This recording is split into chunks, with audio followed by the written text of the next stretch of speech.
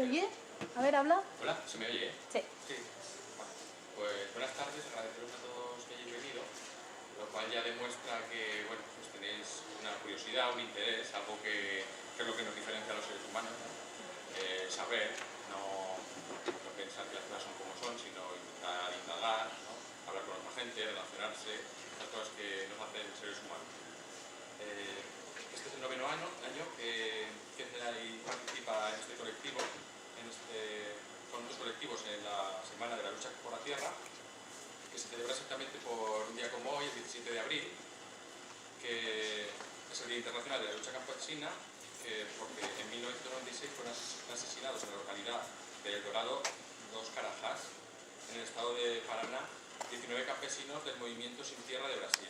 Entonces, a raíz de esto, pues surgió todo este movimiento que se realizándose actos por todo el mundo. Nosotros llevamos desde CERAI más de 20 años trabajando para el desarrollo rural de los pueblos. Creemos que estamos en una crisis. ¿Sí? Estamos en una crisis cultural, más incluso que energética, yo diría, aunque también nos damos cuenta de que estamos destruyendo lo que es la tierra.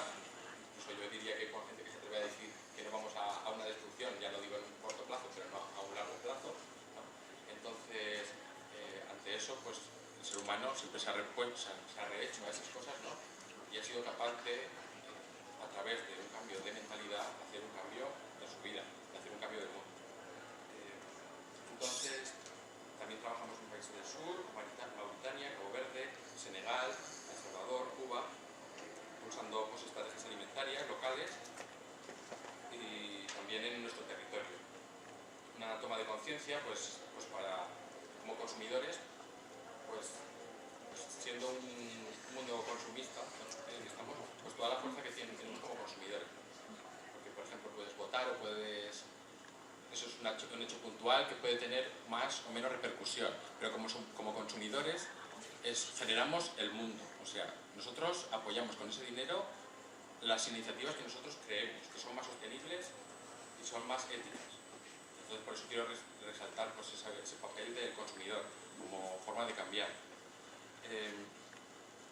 Entonces, el tema de los transgénicos que nos ocupa hoy pues es de especial importancia en este territorio, ya que Aragón es el mayor productor a nivel estatal, incluso yo diría que europeo, pero bueno, luego ellos hablarán más sobre este tema. Entonces nos pareció una gran idea que nos ofrecieran la presentación de este libro, ya que CERAI participa en la fertilidad de la tierra y a través de ese contacto pues apoyamos este libro. Transgénicos, ¿de verdad son seguros y necesarios? De José Ramón Olagueta, con el que luego os dejo. Y bueno, luego también tendremos a Rosa Vinimelis, doctora en Ciencias Ambientales, especializada en impactos socioeconómicos de los transgénicos y experta en redes alimentarias, que también nos va a presentar un proyecto, Seedlinks, los nexos de las semillas, e invitar a y luego más tarde aparecerá uno de nuestros grandes sabios agricultores y científico rural, Carlos Simón, agricultor jubilado, conocedor en profundidad de la realidad que vive el campo con la aparición de los transgénicos.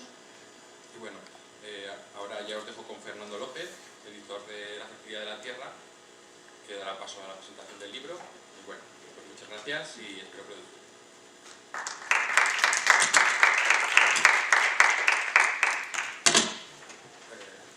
Buenas tardes. En primer lugar, muchas gracias, agradecer a estas organizaciones, a CERAI, por esta invitación, por darnos la oportunidad de presentar el libro. Es una alegría y un orgullo de que todavía existen organizaciones tan vivas como CERAI, que está trabajando por la soberanía alimentaria, por la agroecología, y eso nos hace un poco estar más tranquilos de que alguien está haciendo trabajos interesantes y buenos para la tierra.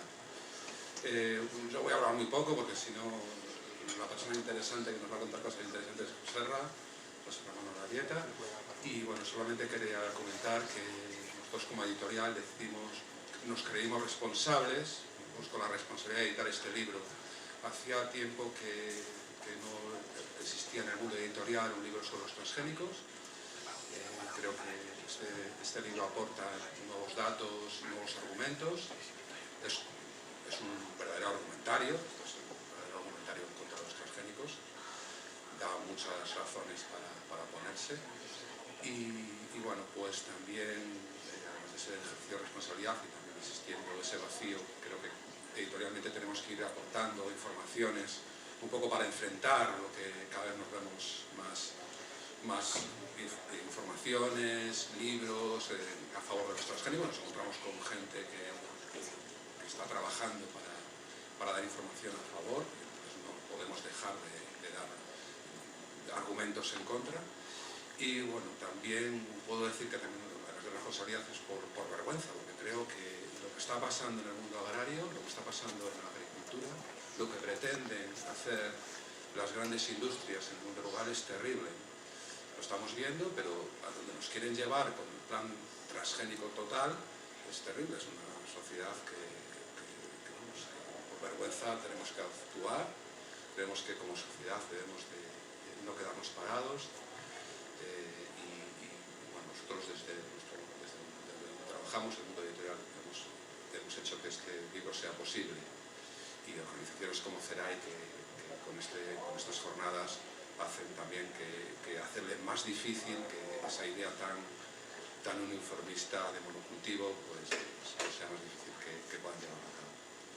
Nada más, voy a presentar un poco a José Ramón Lavalleta, que es doctor ingeniero agrónomo, es profesor de la Universidad de Lleida y bueno, trabaja en un grupo de investigación de suelos y agua, y además, sobre todo para mí, creo que es un militante de Son lo que sembrén y la Asamblea Pallesa de Cataluña. Bueno, pues buenas tardes a todos y gracias a CERAI y a todas las organizaciones que han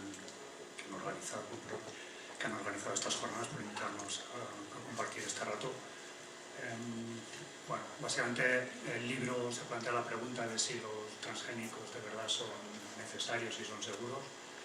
La respuesta, el libro no pretende ser neutral y la respuesta es no a las dos preguntas, y añadiría no a otras cuestiones, especialmente en lo referente a la base científica de los transgénicos, sí, que es prácticamente inexistente. Insisto, el libro no pretende ser neutral, porque al final lo que estamos hablando, y lo que me gustaría que quedara de una manera claro, es que al final lo que estamos hablando es de una decisión que necesariamente tiene que ser política, y aquí intentaré dar las razones del por qué no a los transgénicos. Entonces, básicamente, la presentación, si puedes pasar.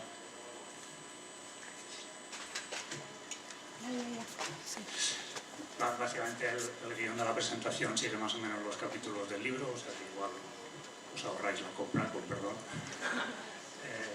Bueno, entonces hay un primer capítulo introductorio de más o menos qué son los transgénicos y lo técnico, luego un capítulo en el que se discuten los problemas que teóricamente se pretenden resolver mediante los transgénicos, las lagunas, como he comentado, de la base científica de los transgénicos, los riesgos que tienen tanto para la salud como para el medio, el problema que tenemos con la evaluación oficial de los transgénicos, todo el proceso que tiene lugar la Unión Europea de aprobación de los transgénicos, y al final, pues, cuál es en realidad el objetivo que tienen los transgénicos,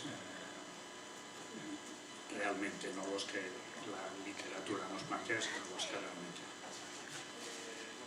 Bueno, ¿qué son los cultivos transgénicos? En esto últimamente además se ha vuelto a recuperar un poco el debate, si puedes pasar por favor. Se suele decir, bueno, ahora por ejemplo con las nuevas técnicas que se están planteando, CRISP y compañía, se está diciendo pues, que con CRISP no hace falta introducir genes de otras especies o de otros mundos en las plantas, y que esa sería una de las ventajas de las nuevas técnicas que les llaman de precisión como CRISP. Eso no tiene nada que ver con el hecho de ser transgénicos, según la propia definición de la Unión Europea y según la propia definición de la Organización Mundial de la Salud. Un transgénico es un cultivo al que se le ha modificado el genoma mediante material genético producido fuera del control del organismo, producido in vitro, y que se introduce en la célula de una manera que no sucedería nunca naturalmente, ya sea mediante se llama el bombardeo, la pistola de genes, o mediante infección con agrobacterium. Entonces, básicamente, hasta ahora lo que tenemos básicamente son dos tipos de transgénicos, unos a los que se le introduce el cassette porque al final lo que se introduce en la planta no es solo un gen, sino que son varios. Entonces, hay una serie de cultivos transgénicos a los que se les ha introducido genes para que tengan alguna nueva característica.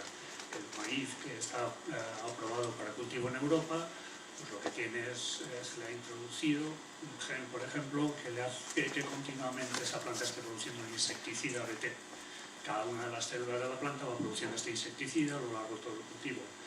Luego hay otra serie de transgénicos que son los tolerantes a herbicidas, especialmente al glifosato, los que se llaman todos los Roundup Ready, RR, es decir, pues tolerantes al glifosato. En su momento hubo dos transgénicos, de hecho el primero que se aprobó en Estados Unidos fue el tomate este, que era un tomate para que, digamos, para que aguantara físicamente el proceso de maduración, no se espachurrara, digamos. Y la patata Amflora, que se aprobó, ahora me pilláis mal, pero debía ser hace los años 2000 y algo. Bueno, un gen, en el caso de la patata Amflora, lo que se hacía era que no produjera algunos compuestos que molestan desde el punto de vista del tratamiento industrial de la patata. Entonces, en estos dos últimos casos, lo que se hacía es introducir material genético para que silenciara algún gen de estas plantas, ¿no? Sería una situación, digamos, diferente de las anteriores. Pero actualmente, básicamente en el mundo lo que se producen son o bien transgénicos que producen insecticidas BT, o bien transgénicos que son tolerantes a herbicidas, o bien una combinación de las dos anteriores, es decir, transgénicos que son productores de insecticidas y que son tolerantes a herbicidas. Eso es lo que hay. Bueno, entonces la idea básicamente con los transgénicos que tenemos, por ejemplo, el maíz Monsanto 810, el que está aprobado en Europa, es que al genoma que estaría representado por esta línea negra que tenéis aquí, técnicamente se le introducirían una serie de genes que son necesarios para que el gen que nos interesa, que sería este, haga que la planta produzca el insecticida BT. ¿Vale? Básicamente. O sea, luego ya volveremos a esto. De momento, la idea es eso. Lo que se introduce al final no es solo un gen, es lo que se llama un casete de genes, que son, en este caso, pues serían estos cuatro. Bueno, entonces la pregunta que siempre se hace, el comentario que siempre se hace es que los transgénicos al final no son más que una continuación de las técnicas que ya se hacían hasta ahora. ¿Eso es así? No. ¿Por qué? Pues porque si no, no se patentaría. Si una cosa se patenta es que produce algo esencialmente nuevo a lo que ya teníamos, porque si no, no se le concedería una patente. Segunda cuestión, si los transgénicos nos permiten hacer cosas que hasta ahora eran imposibles, y esa es una de las publicidades que se hacen los transgénicos, si hacen algo que hasta ahora era imposible, es que hacen algo diferente. Por lo tanto, no se puede ir a misa y replicar campanas. Si los transgénicos hacen estas cosas es que no son iguales, no son continuación de lo que se hacía hasta ahora. Vale, ¿qué problemas pretenden resolver los transgénicos? Bueno, el clásico, si puedes pasar, es el del hambre. ¿Vale? Vale, pero ¿el hambre qué es? El hambre no es un problema. El hambre es un síntoma de un problema. Y el problema es el sistema socioeconómico que tenemos. Una pésima distribución de la riqueza y de los medios de producción. Y por eso existe el hambre. El hambre sencillamente es el síntoma de eso. Y el hambre no se explica por el hecho de que produzcamos más o menos alimentos. Las cuatro variables que más explican la distribución del hambre en el mundo son estas cuatro, y la disponibilidad de alimentos no es la más importante. La más importante es el nivel de educación de las mujeres. Por tanto, si en todo caso los transgénicos nos ayudaran o ayudasen a mejorar la disponibilidad de alimentos, pues digamos que solo solucionaríamos el 25% del problema, porque hay otros 3 problemas básicos que no solucionamos con esa cuestión. ¿Vale? Pues por tanto, hay un primer fallo. La segunda cuestión es que la disponibilidad de alimentos, que es la variable que aparecía ahí como importante, no quiere decir lo mismo que la producción de alimentos. ¿Por qué? Porque lo que tenemos no es un sistema productor de alimentos, lo que tenemos es un sistema productor de mercancías, y son dos cosas diferentes. ¿Sí puede pasar? Bueno, la gran crisis del año 2008 de aumento de los precios de los granos básicos fue un problema básicamente de especulación en el mercado de alimentos. Hoy en día el 70 al 80% de la producción mundial de granos es sencillamente especulación, no la producción, sino el mercado de granos básicos es un mercado puramente especulativo. Las cosechas de varios años ya están compradas por fondos de inversión, etc. Entonces, las cosas no se producen para alimentar a la gente, las cosas se producen sencillamente como mercancías. Y el subidón que tuvieron los precios de los granos básicos en el 2008, que en la mayor parte de los casos duraron unos meses. Eso no tiene nada que ver con una falta de alimentos. Si tuviera que ver con falta de alimentos hubiera durado mucho más. Eso tuvo que ver sencillamente con un movimiento puramente especulativo. ¿Puedes pasar? Porque además lo que tenemos es que en los sitios donde realmente pasan hambre, que no es Aragón, no es Cataluña, en el 99,9% de la población, sino en sitios, pongamos, de África y así, pues lo que está pasando también es que los grandes fondos de inversión están comprando centenares de miles de hectáreas, están acaparando las tierras y las mejores tierras de todos estos países. Entonces, si fuéramos serios sobre el tema del hambre, pues no permitiríamos estas cosas. Por ejemplo, ¿puedes pasar? Porque además, cantidades, miles y miles de hectáreas se dedican a producir combustibles. El boom del biofuel, pues fue eso. Fue un boom que no tiene ninguna base, digamos, desde el punto de vista, si quería llamar incluso científico, no tiene ninguna base porque es un proceso completamente ineficiente desde el punto de vista energético. Pues bueno, pues con todas las hectáreas que se utilizan en Estados Unidos para producir maíz para biofuel, pues se podrían alimentar de 300 millones de personas. Bueno, si fuéramos serios sobre el tema del hambre, no permitiríamos esto tampoco. Por favor. Y porque, bueno, pues como ya van saliendo noticias todos por tres, la cantidad de alimentos que tiramos en un nivel u otro de la cadena alimentaria pues es terrible. Pues podríamos empezar por ahí si quisiéramos arreglar el tema del hambre. En cualquier caso, supongamos que necesitamos producir más. Realmente tenemos es un problema tecnológico, es decir, es que no tenemos las tecnologías suficientes para producir alimentos.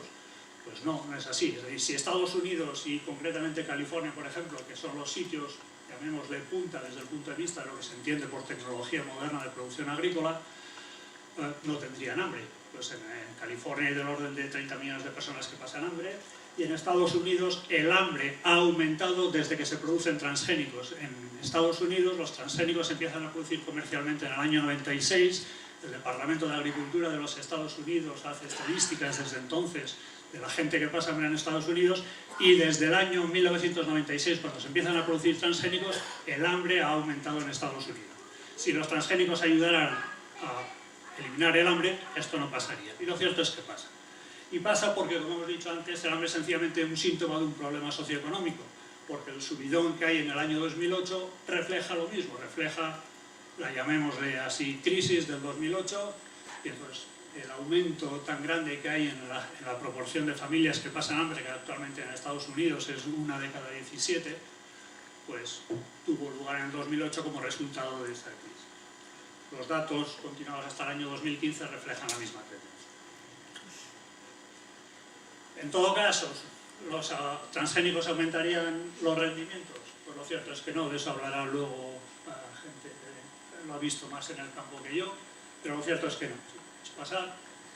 Los ensayos, por ejemplo, que hace la Generalitat de Cataluña cada año, desde que se cultivan transgénicos del año 98, bueno, sistemáticamente cada año los resultados es que las variedades transgénicas no dan rendimientos más altos que las variedades convencionales. Si puedes pasar, por favor. Si vemos los datos de la DGA, de la Diputación General de Aragón, los resultados son exactamente los mismos. Los transgénicos no dan rendimientos más altos que las variedades convencionales. Y en el año 2014, pues el apunte final es bastante claro. Nos tendríamos que replantear por qué utilizamos tanto los transgénicos. Pero al final, ¿por qué los agricultores están adoptando los transgénicos en el Valle del Ebro? Bueno, pues se está transformando en una especie de pez que se muerde la cola.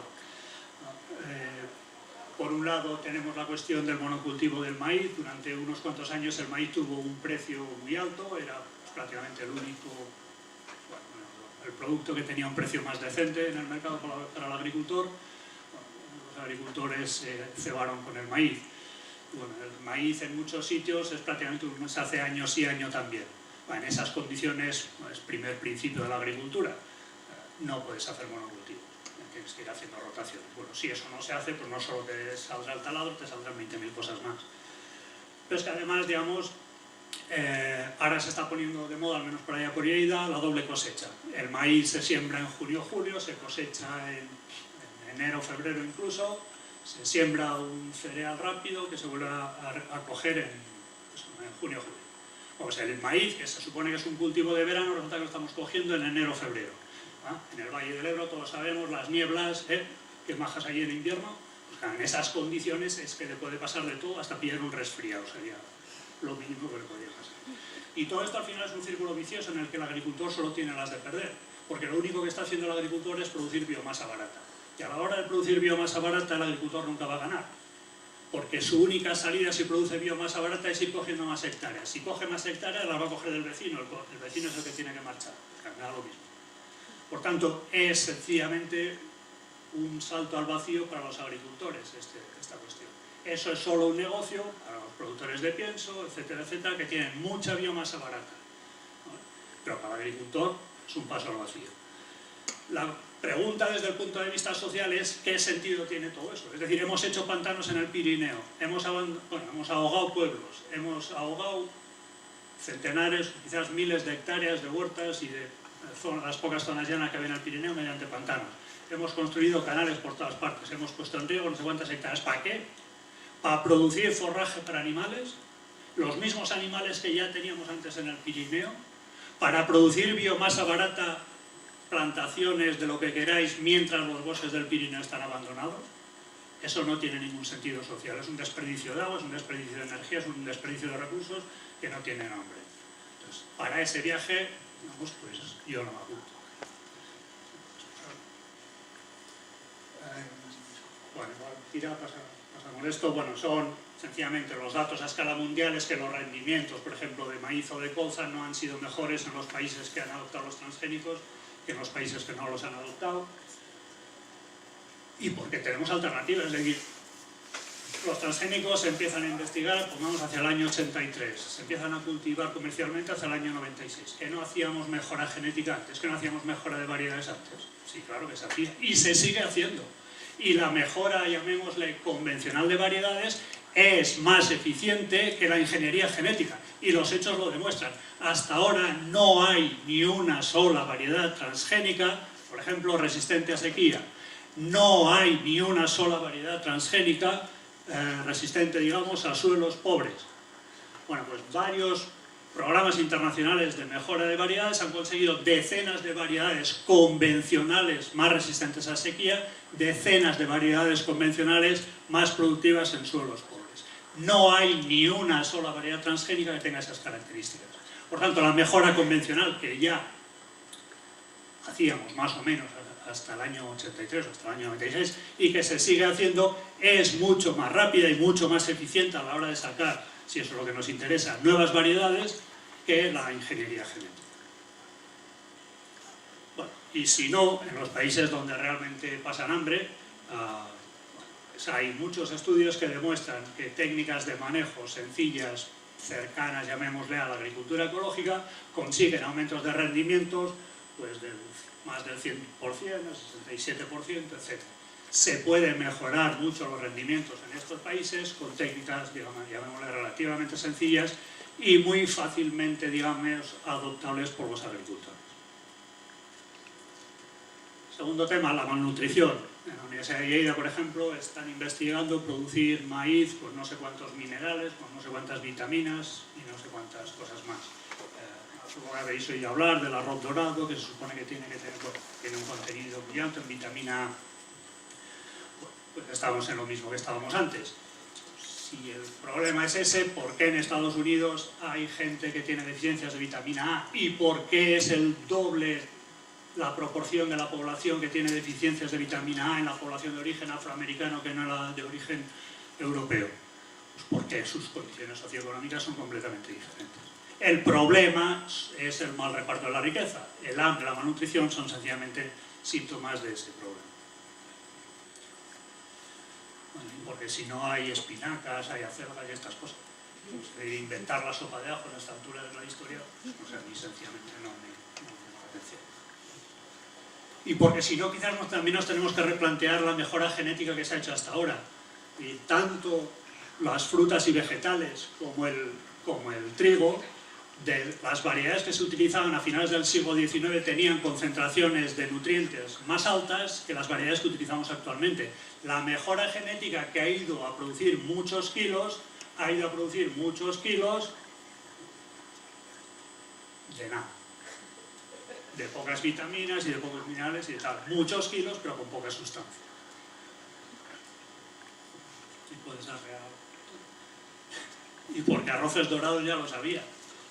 Hay variedades de arroz, estas de color lila, de color naranja, que tienen contenidos relativamente altos en vitamina A. Lo que pasa es que nuestra tendencia uniformizadora, que nos ha llevado a arroces blancos, y si pueden ser blancos nucleares mejor, pues a eso, ha abandonado variedades que existían y que se han quedado relegadas por ahí en las montañas del sureste asiático, pero que ya tenían contenidos de vitamina A relativamente altos. Y porque si no, pues también se puede conseguir mejorar el contenido de vitamina A, en este caso en el maíz, pues con técnicas de mejora convencional. No hace falta ni ingeniería genética. Bueno, también nos dicen que los transgénicos son por el medio ambiente, que nos van a permitir disminuir el uso de pesticidas, de herbicidas, etc. Sí, puedes. ¿Qué para atrás? No, aquí. Bueno, pues si vemos cuál ha sido la tendencia en el uso de herbicidas, que son las columnas negras, y en el uso de insecticidas, que son las columnas grises, desde el año 95, insisto, el año 96, cuando se empiezan a producir comercialmente, a cultivar transgénicos en Estados Unidos. Pues si comparamos el uso de herbicidas y el uso de insecticidas en Estados Unidos y en Francia, pues vemos como la disminución ha sido mucho más grande en Francia que en Estados Unidos. Francia no ha utilizado transgénicos, Estados Unidos sí. Bueno, en Estados Unidos el uso de herbicidas, como veis, aumentó, el uso de insecticidas disminuyó, pero el uso de insecticidas ha disminuido mucho más en Francia, a pesar de que no utiliza transgénicos ni nada por el estilo. Por tanto, se puede reducir el uso de biocidas sin necesidad de utilizar los transgénicos. Y porque en Francia todavía actualmente se puede reducir aún más de lo que hemos visto, pues todavía se puede reducir hasta un 30% el uso de pesticidas en Francia sin que los agricultores por eso tengan que perder dinero, si ese, digamos, fuera el objetivo. Por tanto, sin necesidad de transgénicos se puede reducir muchísimo el uso de herbicidas y el uso de pesticidas. ¿Qué ha pasado aquí? Bueno, pues según un estudio que se hizo en el año 2008 entre agricultores del Valle del Ebro y Albacete, pues lo cierto es que tampoco ha sido un gran chollo, porque lo único que hemos conseguido ha sido disminuir en 0,54 el número de aplicaciones de insecticidas. No llegamos no nos hemos ahorrado ni una aplicación de insecticidas. Pero es que además, insisto, la cuestión es que este maíz que utilizamos, claro, no hay que aplicar insecticidas porque él ya los produce. El agricultor se ahorra salir con el tractor, se ahorra comprar el insecticida, pero el maíz lo está produciendo continuamente. Cada célula de ese maíz, a lo largo de todo el ciclo de cultivo, tiene una cierta cantidad del insecticida BT. Por tanto, desde el punto de vista de la carga de insecticidas que hay en el medio, no nos estamos ahorrando nada. Y mucho menos ahora que están saliendo variedades de maíz con hasta 6 insecticidas BT. No 1, ni 2, ni 3, 6. La carga de insecticidas que eso supone en el medio, pues es bestial. Sí, el agricultor no los aplica, no. El maíz los está produciendo continuamente a lo largo de todo el ciclo de cultivo. Porque es que además el 42% de los agricultores del Valle del Ebro que no utilizan transgénicos no utilizan ningún insecticida. Es que el taladro no es tan problema si se hace una rotación en condiciones y si se siembra cuando se tiene que sembrar, no si se siembra en junio o julio. Si siembras en junio o julio tiene muchos números a que te coma el taladro. Pero bueno, es que lo normal sería sembrar eso en marzo, abril, no, junio, julio. Y porque los agricultores que utilizan transgénicos, el 30% continúan haciendo alguna aplicación insecticida. ¿Por qué? Pues porque seguramente, digamos, pues son de estos que van haciendo quizás monocultivo de maíz o siembran muy tarde y claro, entonces lo típico, por asegurarme de que no me va a comer el taladro, pues aunque la planta ya es insecticida, pues yo además igual he hecho insecticida también por si acaso. Vale, bueno.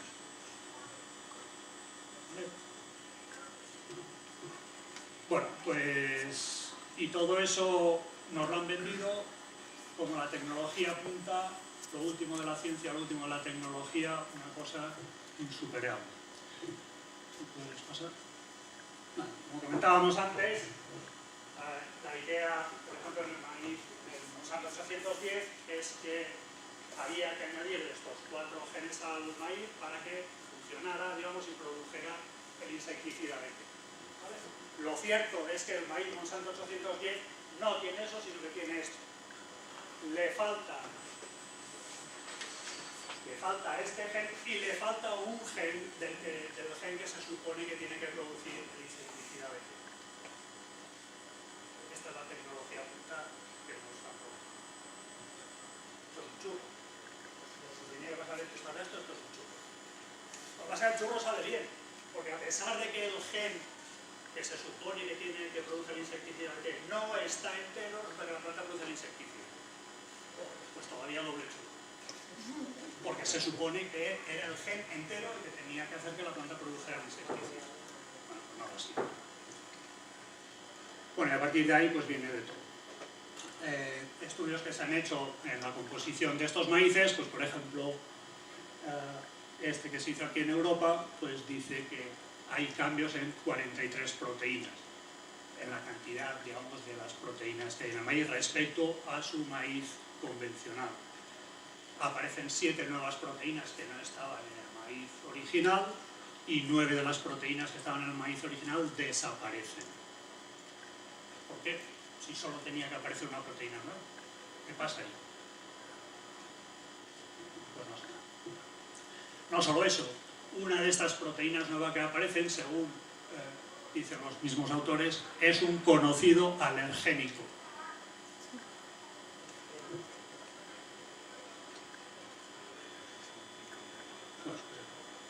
No solo es un conocido alergénico, sino que, como dicen los autores, el genoma de este maíz está intensamente reorganizado. Bueno, si nos decían que el genoma es el libro de la vida, resulta que los capítulos los han puesto la introducción al final y la conclusión al principio, y quizás hasta han cambiado el orden de las letras y de las palabras, entonces yo ese libro igual ya no lo sé leer. O me da otras sensaciones que no son las que me tenía que ver. Porque además resulta que el gen no solo no es condición necesaria, sino que no es condición suficiente para que aparezca el carácter. Por ejemplo, hay plantas, y esto ha habido varios casos, de que plantas transgénicas no expresan esa insecticida que tenían que producir, no lo llegan a producir. En el año 96, primer año de cultivo transgénicos en Estados Unidos, los agricultores de algodón transgénico del sur de Estados Unidos no se llegaron a poner una demanda, pero tuvieron una cosecha desastrosa porque hubo condiciones de sequía, pero además el maíz transgénico no producía la toxina. En el año 2004-2005 volvió a pasar lo mismo.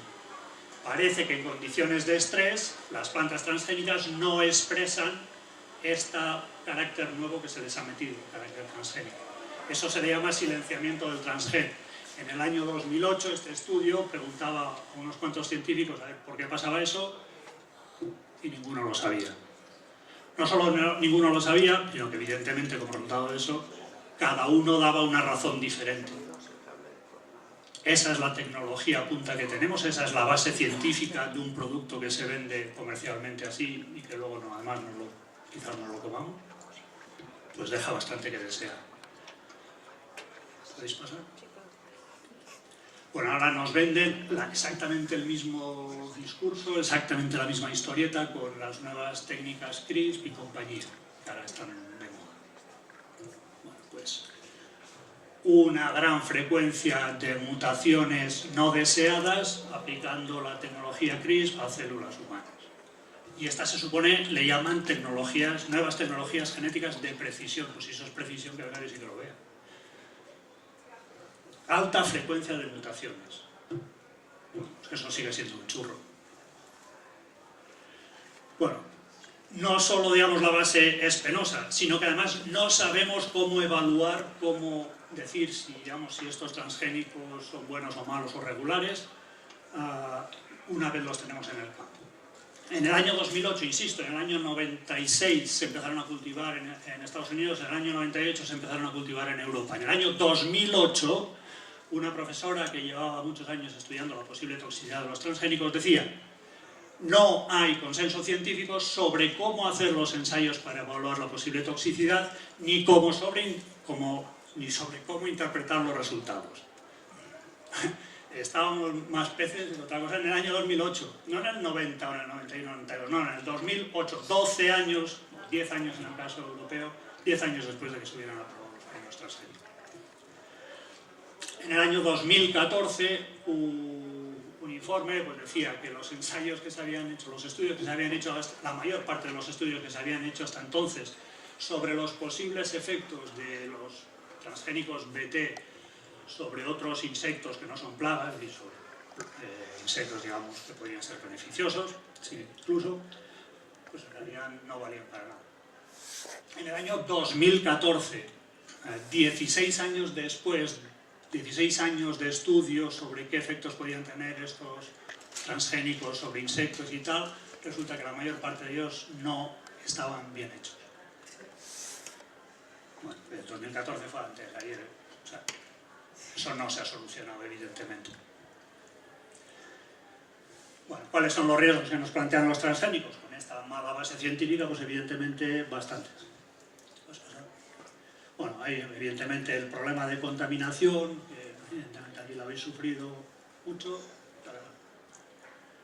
Bueno, en algún momento alguien incluso planteó que con 25 metros de distancia entre los campos de cultivo transgénico y los de convencionales o orgánicos o lo que fuera ya había bastante, que con 25 metros de distancia ya no se contaminaría.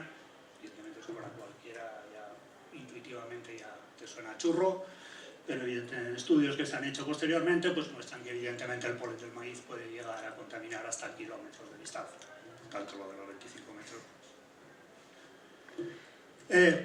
Ha habido casos de contaminaciones, 20.000 en México, las razas, digamos, locales de maíz pues se han encontrado en algunos casos contaminadas con transgénicos, aunque se suponía que no se podía importar ese maíz a México, pues resulta que han aparecido contaminadas poblaciones de maíz en las montañas allí perdidas en medio de México. En Suiza, que tienen una moratoria y que está prohibida la importación y el cultivo de transgénicos, pues han encontrado colza transgénica pues, a lo largo de las carreteras, de las vías de tren, de los... Al campo no se le pueden poner vallas. Porque en Estados Unidos actualmente hay un transgénico descontrolado, una gramínea que se utiliza para los campos de golf, se escapó en el año 2003, pues no sé, en uno de los estados y luego se ha ido expandiendo por diferentes estados, lo han intentado eliminar, no lo han conseguido y 15 años después pues todavía anda por eso. O sea, una vez, bueno, vuelve a ser lo mismo, el campo es el campo, es decir, los laboratorios están muy bien, pero el campo es el campo. Y casos de contaminación de la cadena alimentaria los ha habido y demasiados. Aunque solo hubiera sido uno, ya sería demasiado. Desde campos con de contaminación a partir de pequeños campos de ensayo de investigación, pues incluso a partir de esos pequeños campos de investigación se han contaminado partidas enteras, por ejemplo, de soja en el año 2002. Y una cosa muy grave, contaminadas con un transgénico productor de medicamentos. Es decir, el producir medicamentos a partir de cultivos transgénicos es una cosa que no tiene ni pies ni cabeza. Bueno, pues se sigue haciendo. En la Universidad de Lleida, donde yo presto mis servicios, pues hay gente que está haciendo eso. A pesar de que hasta incluso las revistas científicas más pro-transgénicas han dicho varias veces que eso no tiene ni pies ni cabeza, bueno, pero hay gente que se entesta en seguir con el tema. Bueno, pues... Desde el lino ese también es muy famoso porque un lino que teóricamente nunca se había comercializado ni nada, pues resulta que empezó a aparecer en varias partidas de lino que se importó a Europa. No hay control, no puede haber control, hay cosas mediante que son incontrolables. Bueno, y claro, luego tenemos nuestras magníficas instituciones que sencillamente pues, se van escapando de los marrones como pueden. Y bueno, pues en el año 2000 decían, bueno, es que igual tendríamos que tener algún método fiable para detectar los transgénicos. Ya que ya llevas 2 años habiéndolos aprobado y todavía estás buscando un método para detectarlo. O en el año 2005, pues lo mismo, ¿no? Estaban buscando los medios para detectar esta variedad. So, evidentemente, pues, siempre dice las instituciones que tenemos y el nivel. Bueno, riesgos para el medio. Bueno, Como he comentado al principio, básicamente los transgénicos que tenemos o son tolerantes a herbicidas, principalmente el glifosato, o son productores de insecticidas. Pues en el caso de los transgénicos tolerantes a glifosato, su objetivo es claro, es decir, si tú haces una planta resistente a un herbicida, es para echarle herbicidas siempre que quieras. Pues ¿qué ha pasado? Pues que se ha utilizado herbicidas y concretamente el glifosato se ha utilizado a saco. El glifosato, entre otras muchas cosas, es un desastre para los ecosistemas acuáticos. El glifosato es pues seguramente, y ahora lo cogéis con todas las pinzas que queráis, sea probablemente uno de los causantes de toda la pérdida de anfibios que tenemos en los ecosistemas, por ejemplo, en este país. Porque es tóxico muy tóxico para todos los ecosistemas acuáticos. Eso se ha demostrado en Estados Unidos, eso lo demostró la Sociedad de Ciencias Aranzadi de Donosti para las especies de anfibios europeos también. O sea, que no hay vuelta de hoja. Claro, evidentemente, pues lo que ya se decía de buen principio, es decir, si tú te dedicas a echarle herbicida a un campo, pues lo que van a acabar saliendo son adventicias resistentes o tolerantes a ese herbicida. Bueno, y eso es lo que ha pasado en Estados Unidos, es lo que ha pasado en Argentina. Bueno, pues en Estados Unidos se habla de miles de hectáreas abandonadas porque están, digamos, infestadas de adventicias resistentes al glifosato y no hay manera de sacarlas o costaría muchísimo dinero quitarlas. Bueno, pues ya son del orden de 60 especies que tienen resistencia al glifosato, pues un problemilla más por ahí. ¿Qué pasa con las variedades insecticidas? Bueno, la primera cuestión es que el insecticida que producen estas variedades transgénicas no es el mismo BT que se ha utilizado siempre en agricultura ecológica. ¿Por qué? Pues porque ese insecticida BT, ya está activado, es decir, el insecticida BT, que también se utiliza en agricultura convencional, evidentemente, el insecticida BT, digamos, utilizado en aplicaciones aéreas, es un insecticida que no está activado, que se activa una vez entra en el sistema digestivo de los insectos. El insecticida que producen las variedades transgénicas ya es preactivado, que se llama. Pero además es mucho más persistente. El insecticida que se utiliza en aplicaciones aéreas se degrada muy rápidamente, pues porque especialmente la luz solar lo descompone muy fácilmente. Entonces, en cuestión de días desaparece. Pero claro, el insecticida que tenemos en las variedades transgénicas está dentro de las células y por tanto no está expuesto a la radiación de la misma manera que está expuesto en las aplicaciones externas. Y por tanto, tanto en el suelo como en los restos de cosecha del maíz, por ejemplo, ahí sigue el insecticida y se mantiene activo durante meses. Y afecta a los ecosistemas acuáticos y evidentemente ha acabado produciendo plagas resistentes al insecticida BT, por la misma razón que comentábamos antes respecto a la resistencia a herbicidas, porque si tú estás haciendo una planta que continuamente produce el insecticida, estás creando una presión para que sobrevivan, digamos, los insectos que son resistentes. Y pues, han ido apareciendo, actualmente ya son 6 o 7 especies de insectos, más o menos de diferentes países del mundo, que son resistentes a diferentes insecticidas BT. ¿Qué ha pasado? Pues evidentemente, si tú controlas una plaga, ese nicho ecológico lo ocupa otro insecto. Entonces, plagas que antes eran secundarias, en algunos sitios se están transformando en plagas principales. Lo que antes era un no problema o un problema menor, ahora se está transformando en un problema, digamos, grave, pues porque sencillamente ocupan estos insectos ocupan el nicho que ha dejado la plaga que se ha controlado. Y porque el insecticida BT no es tan específico como se quiere vender, y siempre se decía que si era muy específico, por ejemplo, que el del Monsanto 810 solo afecta a los lepidópteros, bueno, pues se ha visto que puede afectar a las micorrizas del suelo, que produce un menor crecimiento de los caracoles, que se va acumulando en los caracoles y por tanto va pasando a lo largo de la cadena trófica. Y también que tiene efectos negativos en diferentes especies en ecosistemas acuáticos.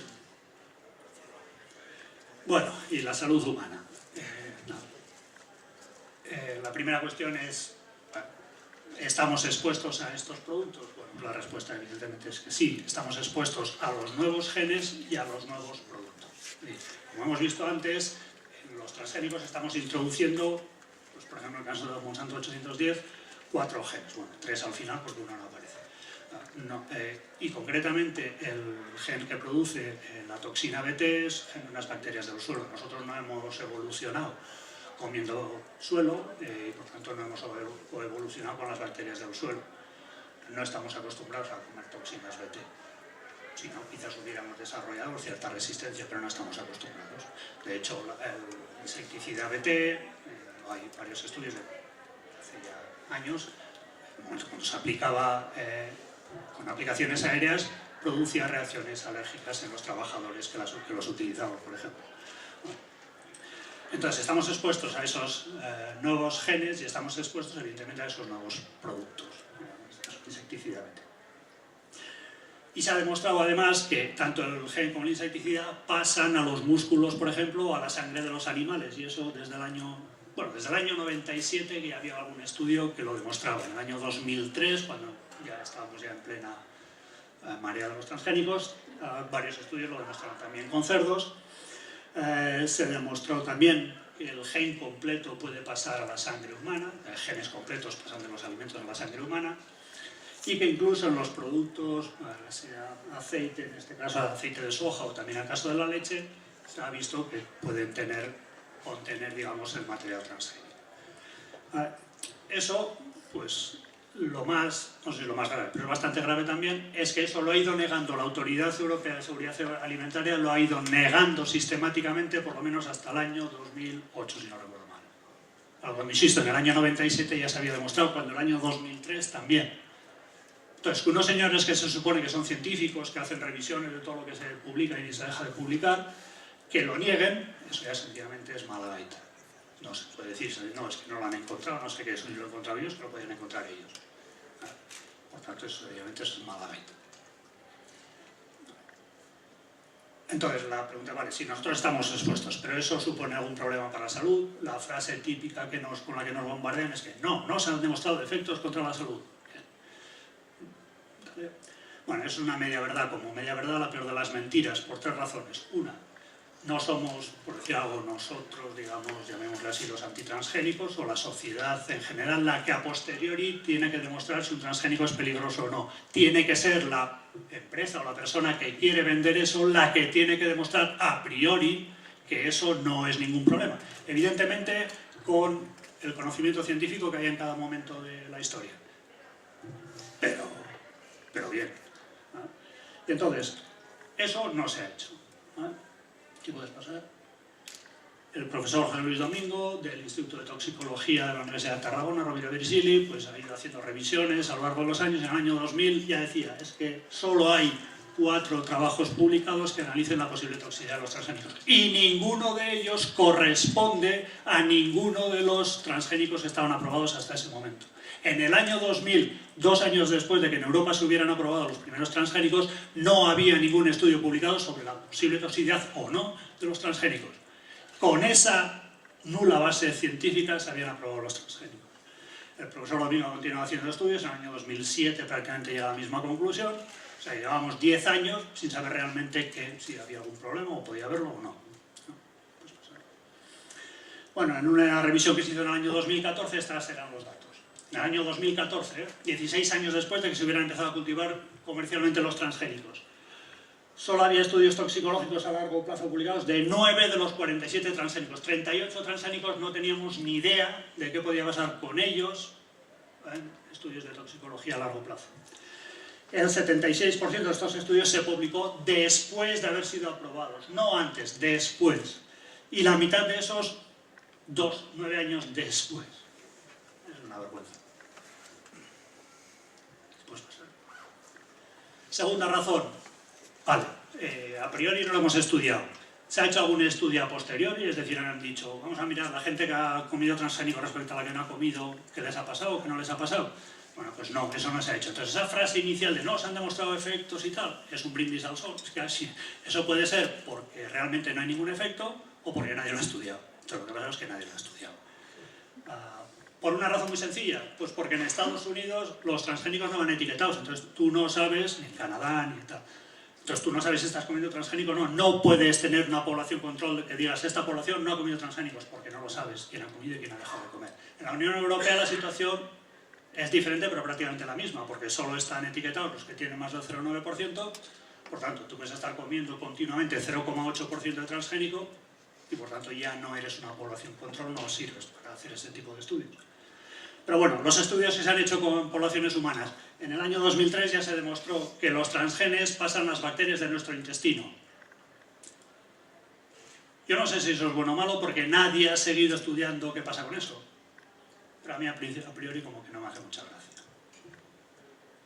Segunda cuestión, en una población de mujeres y mujeres embarazadas en la zona de Quebec, en Canadá, pues se vio que la toxina BT estaba presente en una proporción altísima de las madres y en una proporción altísima de los fetos. Una toxina es una toxina. Por muy dicho que se le llame insecticida, es un cida. Y como tal cida, mata cosas. Y como veremos posteriormente, pues esta toxina, de hecho, es tóxica para células humanas. En un estudio que hicieron en Corea, pues vieron que una soja transgénica que analizaban, pues tenía una proteína específica, que no tenía la soja convencional, y que producía una reacción alergénica específica.